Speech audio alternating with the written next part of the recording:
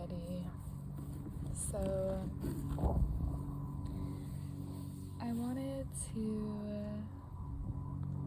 vocalize some feelings and some thoughts on a specific topic, and I thought it might lend itself as some really fertile conversation in order to bless this Agua Florida that I just made, which is water of the flowers. And so it's a blend of really beautiful herbs, fresh and dried, citrus fruits, spices, cardamom, cinnamon, clove, allspice, and it's just a blend, and you infuse that all in water and let it sit for a whole moon cycle.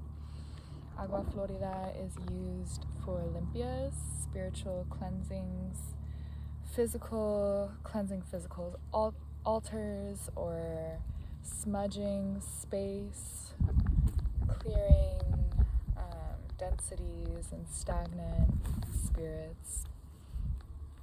So I just made this, and I wanted to speak to y'all about the topic of sexuality and intimacy, masculine, feminine, transcending consciousness, descending consciousness, all of the different things. So and then we'll say a little prayer for the Agua Florida. Since today is the first day, it's going to be sitting and infusing itself, becoming very fertile and an ally for everything that we talk about today. So,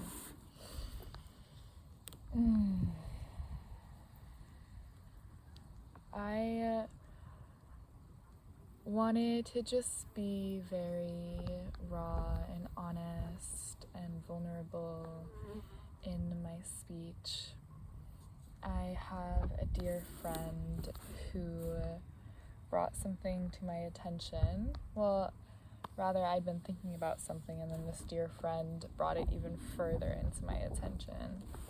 And so I really wanted to speak about this belief that I've heard a lot of men in my life come to me with, and it's been directed at me and other women that I know. And this is the belief that women are a vice.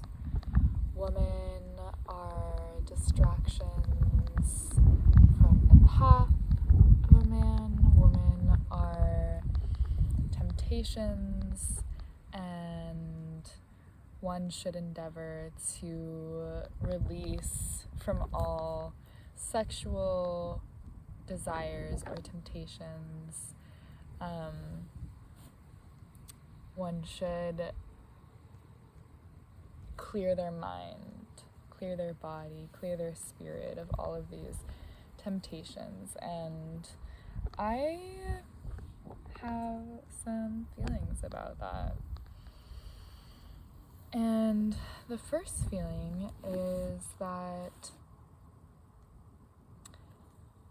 I would get really curious about what this word vice means and how you're using it and who it's being directed toward, if it's being externalized rather than internalized. And to me, it seems very important that a man distinguishes whether it's a woman who is the vice or whether it's his conditionings, deep-rooted conditionings from religion, parents, school, societal conceptions of what it means to be a man. All of these things, TV shows, media, all of these things that contribute to the back body, the psyche behind the psyche that can drive people into saying things and doing things and thinking things and believing things that they don't even fully know that they believe. And so this is like, the subconscious is the area of the body and the mind and the spirit that is not illuminated yet, that hasn't been brought mindfulness to, and largely because there's not a lot of safe space to really examine where these thoughts come from, where these conditionings come from. And I really hope to be that space where some part of your soul and spirit can unravel and examine. And so, I feel like when we externalize a vice as something outside of ourselves, it releases this sense of responsibility, self-responsibility, and accountability for our own conditionings. And I feel like the conversation is not necessarily, is a woman the vice, is a woman the problem. It's more of like, where in me, where in my own inner space does my feminine not feel seen? Does my feminine not feel heard and valued and received? Where in my own inner space does my feminine feel objectified? And this is a really uncomfortable question for a lot of men to sit with, because it's like, where's the space in the world where men talk about their inner feminine? Where is that? Not here in America, that's for sure. Not here. So I am really inviting the sensation of okay, I hold within me both pieces, both sides of the coin, both sides and faces of the moon. I hold that within me. And this shadowed side, this feminine that is within me, why do I still not feel connected? Why do I still not feel rooted? Why do I have limited access to my emotional space, my emotional capacities as a man? These are all the questions that I would be asking myself, because I think that this is an inquiry. It's really, to me, when I hear my friend speak about this and say, I am trying to release the hold that women have over my mind, to me it's like I'm hearing their spirit, and I'm hearing a plea for belonging and a sense of connection and devotion, really, to their feminine within. And it's really easy because of all the conditioning, the porn, the movies, the way women are portrayed in books, magazines, these things that nobody has been exempt from because we grew up in this Western society. And even in religious households, all of these things, these stories about women, these really objectifying stories about women, and how it's always dwindles down and is distilled down into their sexuality. And it's really a damaging concept, because not only does it create this objectification of women who you know in your life, your mothers, your sisters, your friends, but it also creates this objectification of the inner half of the whole. And so I am feeling that it is really a desire to know devotion so deeply, rather than a desire to transcend woman, a vice, an addiction, a temptation. I feel like it's like, to me, I'm hearing the spirit request that it be held in a space where it can be vulnerable enough to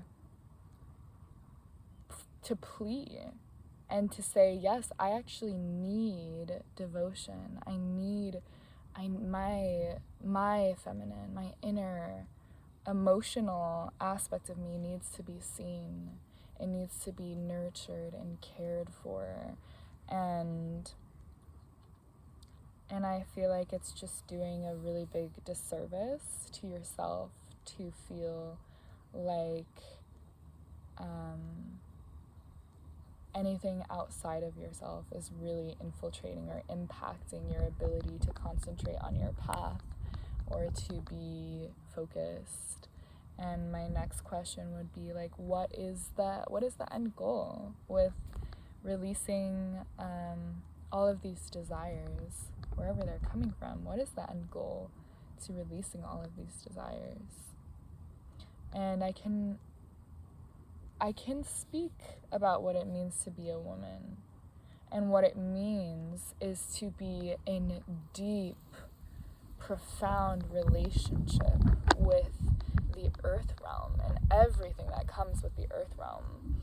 And I don't really have any business trying to transcend these things. I don't feel like I landed here upon the earth to transcend and get out of being.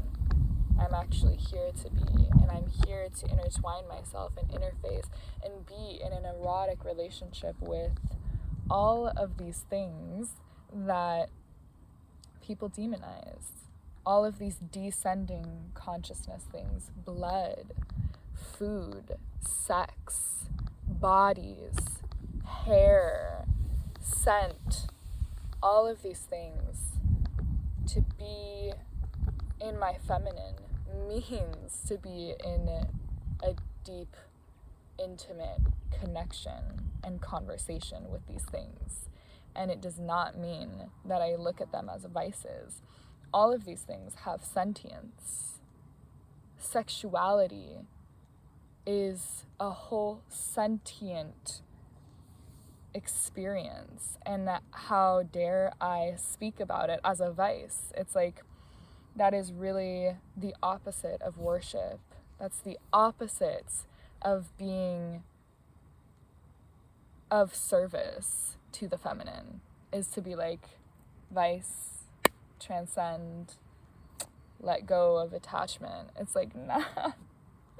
And the reason that I feel it is really beautiful that we are both here, our opposites are both here on this earth, is that we need each other. We need each other. And I think the resistance and the vice is really like this addiction to violence. It feels like an addiction to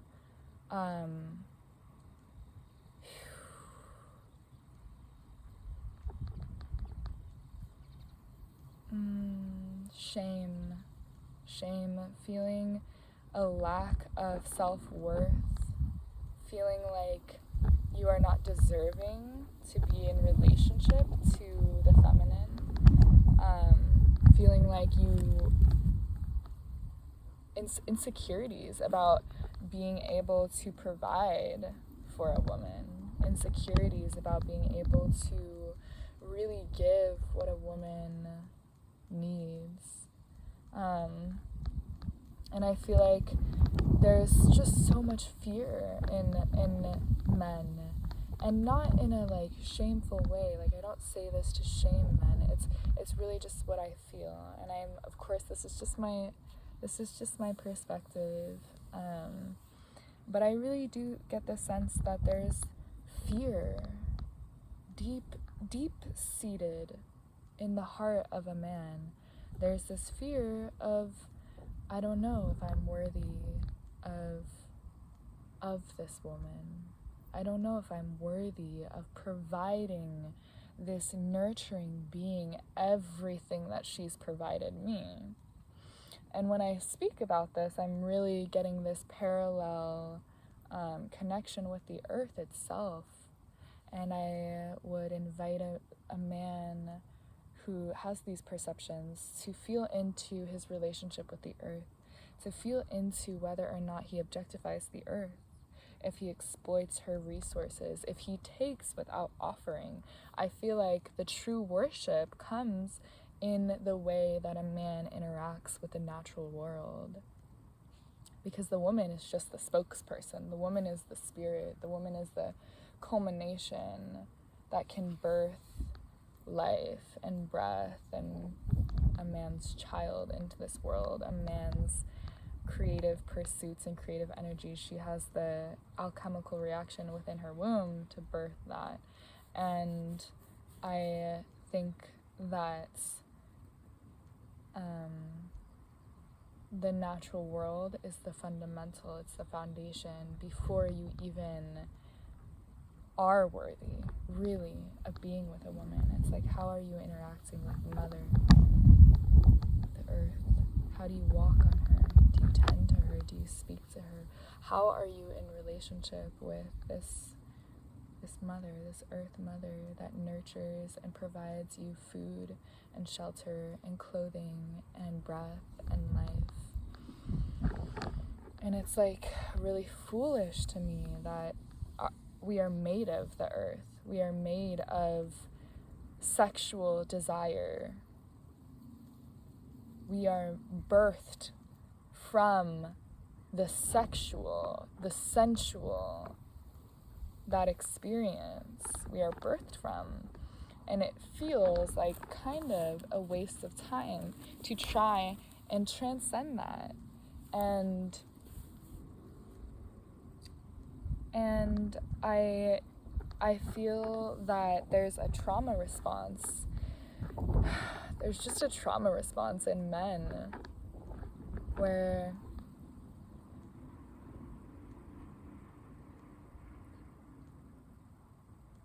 why resist what is so natural? Where does that desire to resist come from? And I look at men in my life who have devoted themselves to a whole entire feminine being. And I see the way in which there is an easefulness and a peacefulness. Because it's no longer this objectification of like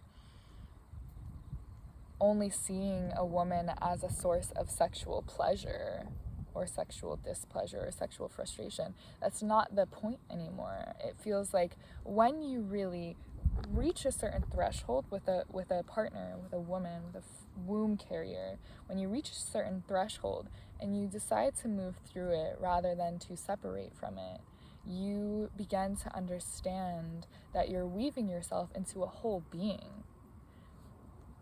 Me, as a woman, I am not here to be the source of your pleasure. I never have been.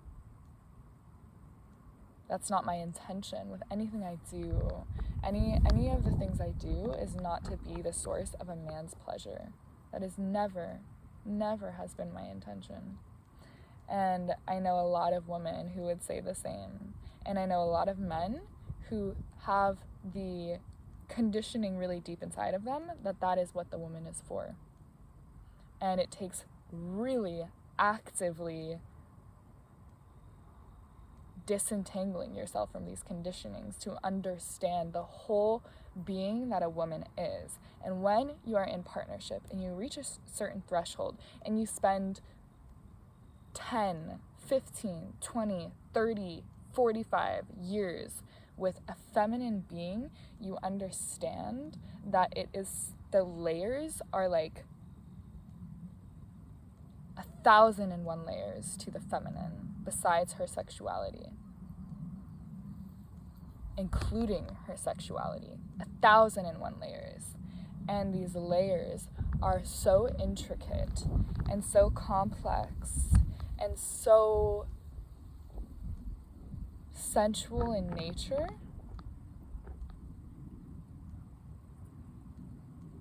that these men who have truly found this devotion will find that the endeavor to transcend a woman, sexual desires, sexual temptations is kind of useless. It's actually pointless. There's no point. And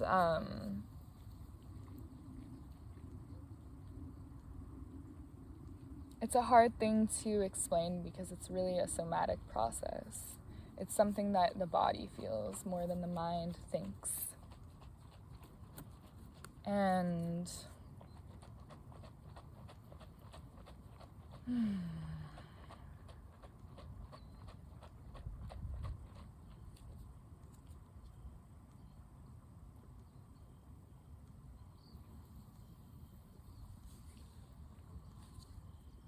I question the ways these men in my life who have come to me with this belief, I question the ways that they objectify themselves. I question the ways that they look at their own genitalia and that they look at their own bodies and what they feel their purpose is. I question their relationship with spirit.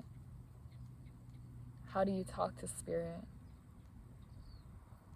Is there spirit in your life? I question the way you approach land.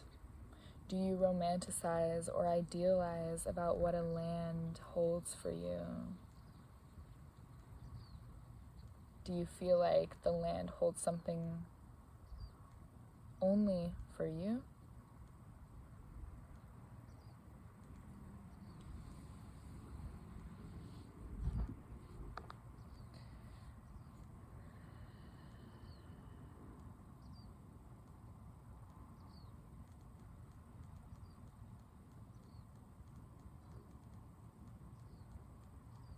I think it takes great courage from a man to surrender and to stop externalizing this desire to be one with your own inner feminine. I think it takes great courage and great emotional intelligence. And this is actually a topic that I did want to speak on as well, because I noticed that there's this addiction. And again, I'm speaking about the experiences I've had in my life, and I don't have all of the experiences of the entire world contained within my body, so I do have some limits to my own perceptions. But I am connected to my ancestral intuition and to the earth. That connection feels clear.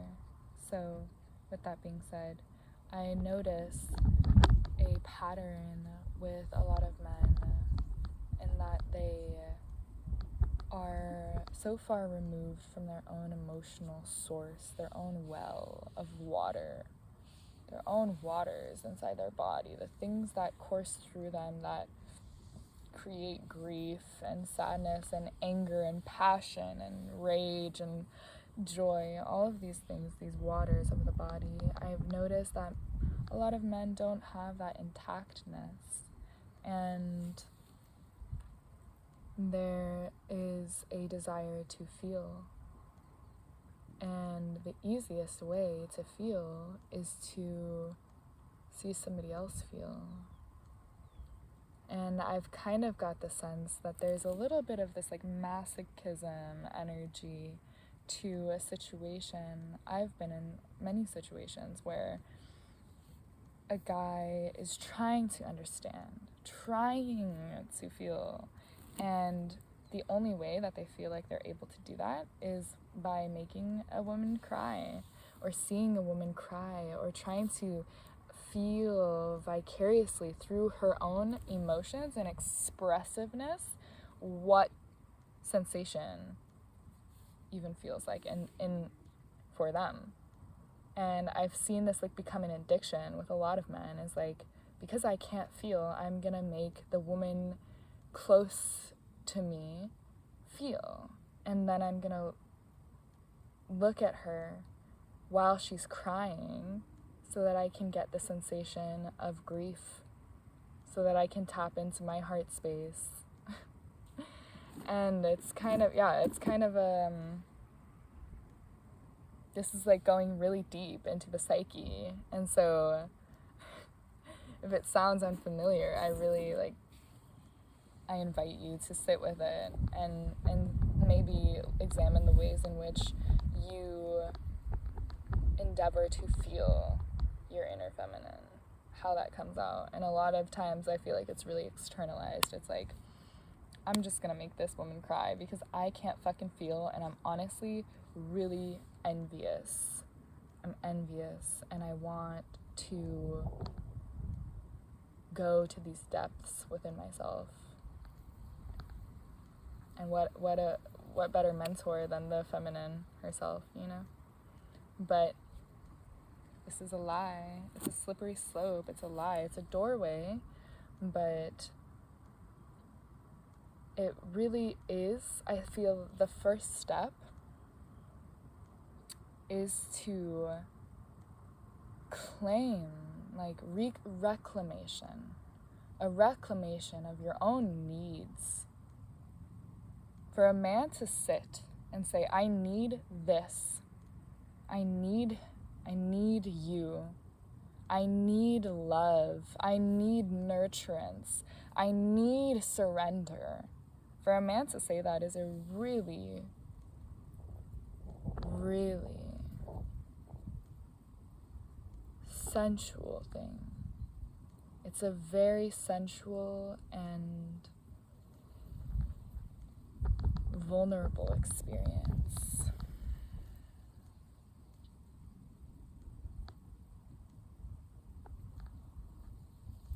And one that, unfortunately, there isn't a lot of room for.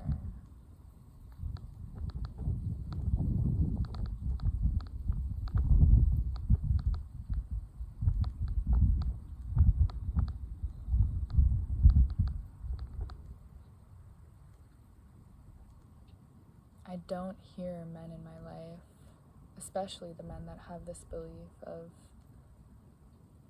needing to release all sexual temptations and desires from women, surrounding women.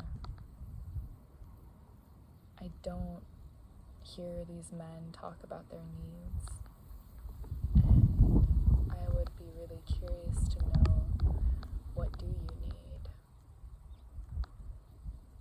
What do you need?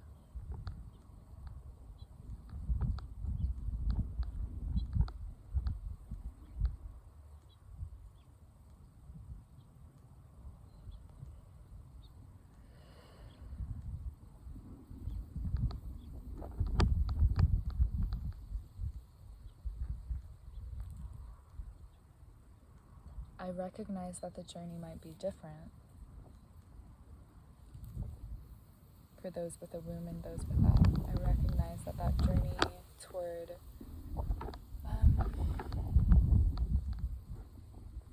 enlightenment, illumination,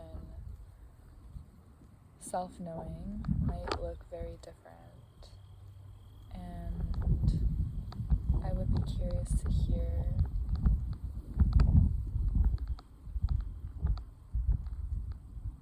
why transcendence? Why transcendence when you're made of the earth? What are you trying to transcend? What are you trying to go against so deeply within yourself? It has nothing to do with me as a woman.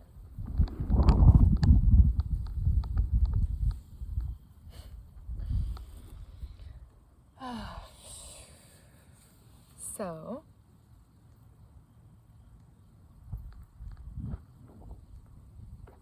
I wanted to read something from this book, which I feel like, honestly, everything I talked about is summed up pretty well in this book. It's called The Spirit of Intimacy: Ancient African Teachings in the Ways of Relationships by Sebonfu Some. And this is a really, really beautiful ancestor, Sebonfu Some. And she is from the Dagara tribe in Africa and has ways of being in relationship with spirit that are so much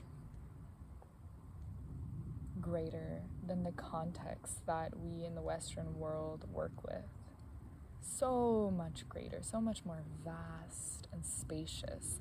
This intricate definition of relationship and intimacy. And there's a chapter here on sexuality that I thought might be, I'll just read a little bit.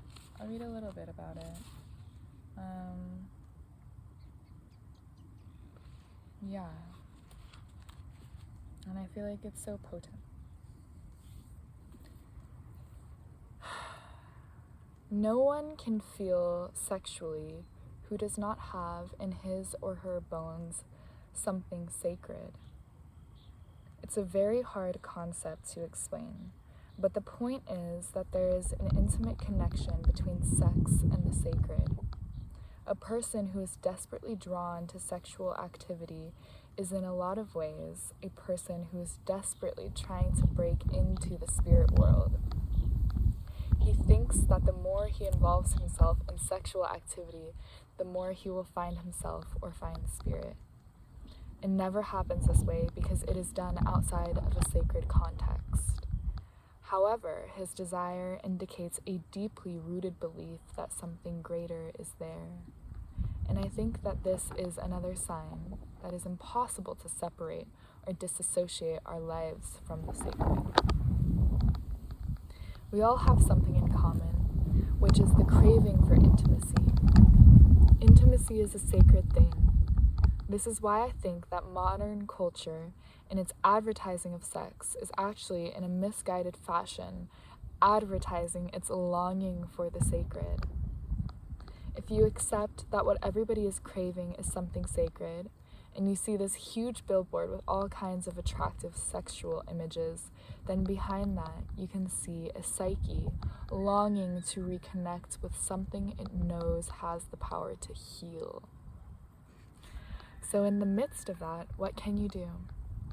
First, you have to look at intimacy as an alignment between the self and the sacred. Look at your intimate life as a communion with the sacred. If you understand that, then you can see in the practice of sexuality something that is essentially ritualistic. Woo! Woo! Okay. Sorry, it's just a fire.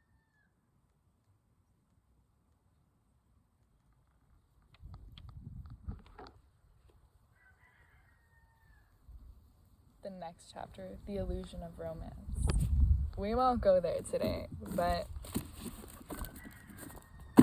I feel like that sums it up. That's the prayer. That's this prayer for this Agua Florida, is to really let anyone who comes in contact with this water feel that sexuality is something so beyond a vice, that womanhood and manhood is not something to transcend or be afraid of or be shameful of or reject or feel and label as a distraction, but it is really, really, truly the relationship that we all have with spirit. I pray that these waters cleanse and purify all these notions that are untrue. I pray that the water of these herbs and spices and flowers is something that creates,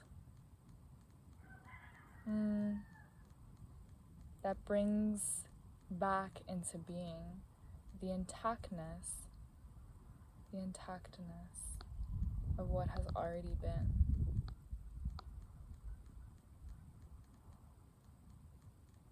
These waters are to remember to remember the sacred in yourself, so that you can remember the sacred in your community, so that you can remember the sacred in your love, so that your love is not something you're scared of anymore. Your heart is not something that you're scared of anymore. It is something precious and innocent. And there have been so many reasons to hide and shy away from being in a devoted walk with your hearts. There are so many valid reasons. And yet, those reasons are not the true somatic embodiment of faith. Faith is not a concept, it's an embodiment. It's something you can feel inside of your bones and blood. It's ancestral.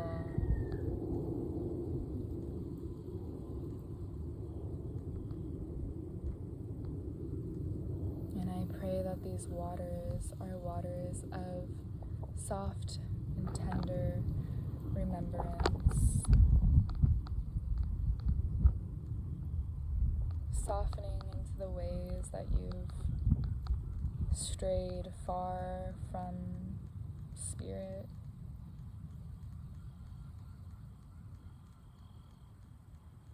Soften into the ways where you've externalized things that are so internal. Source, origin.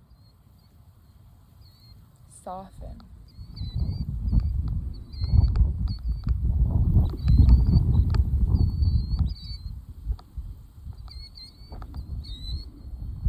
I pray that these waters are an introduction, a reawakening into what it means to be earth-based,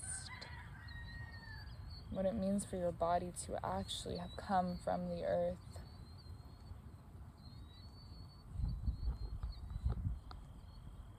And why there is such an addiction to separation, to loneliness.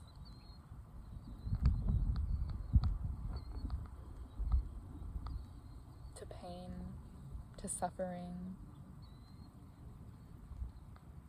to disassociation from what is here in front of you.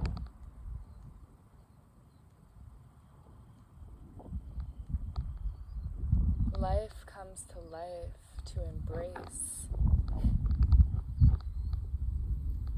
We come together to embrace, body to body, skin to skin, desire to desire, need to need.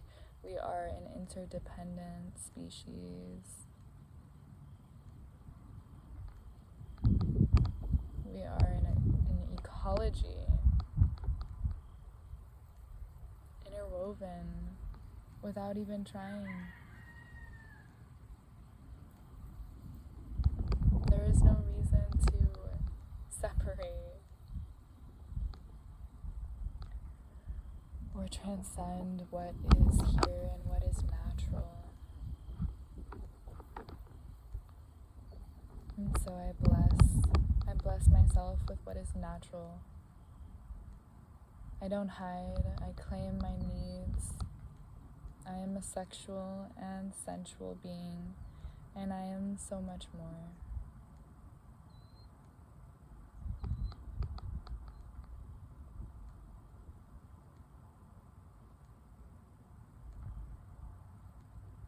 And this is the natural way of the feminine. And this is the way to worship her. This is the way I worship her.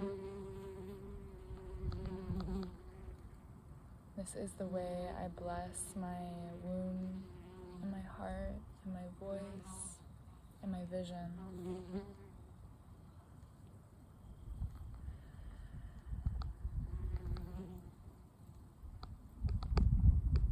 And I am not ashamed of my ecstasy for spirit. I'm not ashamed of my nakedness, my vulnerability.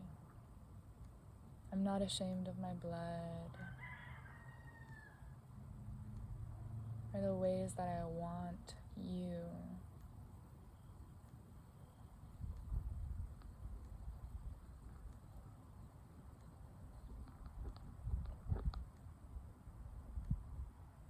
The ways that I need to be taken care of, the ways that I need nurturance and nourishment in my life. I'm not ashamed of that. I feel worthy of receiving and providing. I feel fertile.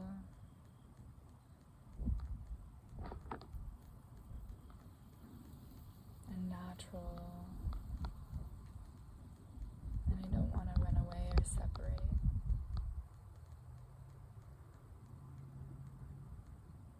I want to be with her, the earth.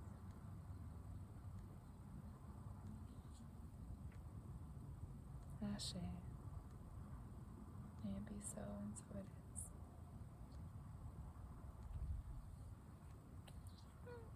That's our blessing for our Agua Florida.